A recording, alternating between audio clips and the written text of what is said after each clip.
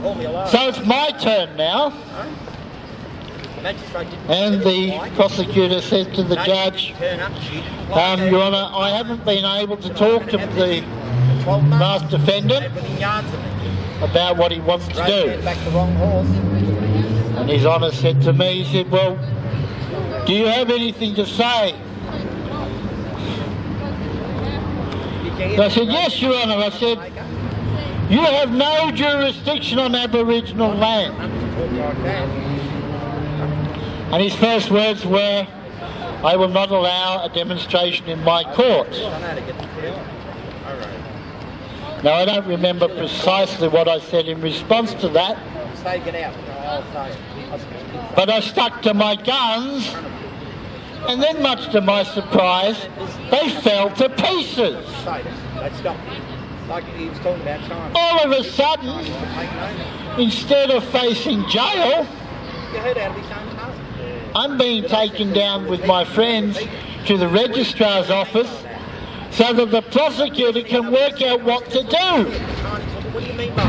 which is certainly not what I expected. I said that's racism. Why? But anyway, I want to say, he said it here. The prosecutor argue about the flag and all that, and I told you I'm right. Came out of the registrar's office and he said to me, he said, you've got three options. He said, you can pay by instalments. I said, you can forget it. He said, you can do community service work. I said, you can forget it. He said, oh well, he said, the third option is that you serve the appropriate amount of time in custody. And I said, well, if that's the way it is, that's the way it is. He lied to me. Or should I say, he told me part of the truth. Because when he got up to the courtroom, he came up with another two options. The fourth option was, the fifth option was for the judge to adjourn the case for 6 months. And the fourth option was for the judge to issue a warrant to seize property. Anyway, he gave it to me, and when I went to get on the tram, they shut the door and went everywhere. By this time, the judge seemed to me later on, when I thought about it, to be looking for a way out. Because he's saying things like, I see where you're coming from. I know what you're doing. I understand you. It depends what you eat. And he asked me, You've got vegetables there. The Chinese how would I feel if he adjourned it for 6 months? Well, I got legal advice from the Aboriginal Legal Service. Well, of course I can't do that. And when I explained why, he said, well, why are you here? I said, because I'm on Aboriginal land the same as you are, Your Honour. Ridiculous. They put it in the what? So eventually, of course, he decided to issue a warrant to seize my property. And my response to that was, well, you may as well jail me now because I don't have any property to seize. His response to that, in turn, was simply to restate what he just sentenced me with. We're fighting with the nationalists from the poem.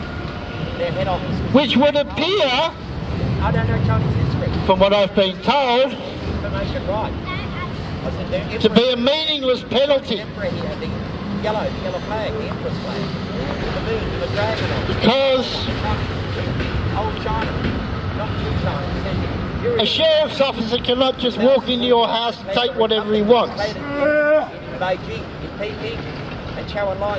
There are items which are protected. Basic necessities are off limits. Your bedding, your clothing are off limits. Your cooking utensils. But more to the point, if they were going to seize anything, they would seize items of value which they could get a good price for at auction. Like my $5,000 plasma TV. Well, they could seize it if I had one. but I don't have one. Hong Kong is like Nor do I have a flash car. You know what I mean? The law is Nor do I have any fancy jewellery. In other words, I've got nothing to seize. not the same. Hong Kong is different. The gates. So, in a sense, When the British got out, they said we're going. even though there's a penalty attached to it, I've won. They stole everything. They give opium to make them sleep. But more to the point, Can I ask, did someone eventually come round to your house and look through no, your they place? have, well, if they have been around, I don't know about it, because they haven't been around while I've been home. But there's another thing. I got some guidelines about what the sheriff can and can't do in order to execute a warrant to seize property. Now, it is true that under their law, the sheriff's officer can break into your garage or your tool shed. They cannot break into your house. And you don't have to let them in to your house. They can only get into your house if you leave a door or a window open, or if you let them in. He's not the boss of China. Well, ain't no sheriff coming into my house, I'm telling you now. He's supported by Tibet. The Tibet government is in exile. They're not ruling in Tibet. But of course, the other way they might have won is if I decided is a puppet of the Chinese government.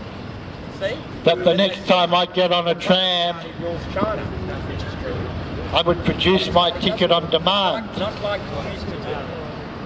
When Mao ruled China and Chou Enlai, you do what the communists. But I haven't changed my attitude, because I've seen no reason to change my attitude. I've got a copy of the Red Guardian. All through these court cases, And English.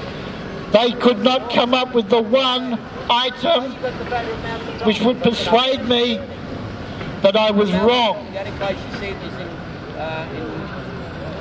They cannot produce a treaty the great big photo of Melbourne. between the Aboriginal nation whose land we're on and the British Crown. But until they can do that,